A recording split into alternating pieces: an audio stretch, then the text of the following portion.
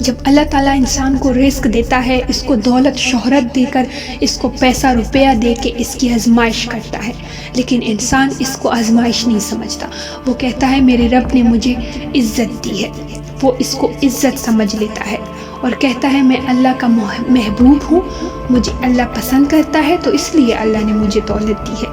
حالانکہ اللہ نے بطور آزمائش اسے دولت دی ہے۔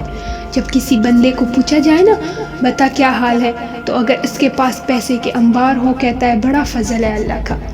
اچھا کیا فضل ہے اللہ کا کہ تو تہجد کا نماز بھی پڑھنے لگ گیا ہے؟ نہیں میں تو 5 بھی نہیں پڑھتا۔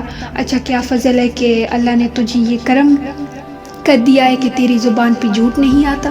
نہیں میں تو صبح شام جھوٹ بھی بولتا ہوں، ٹیکس بھی چوری کرتا ہوں، میں تو سب کچھ کرتا ہوں، تو پھر کیا فضل ہے؟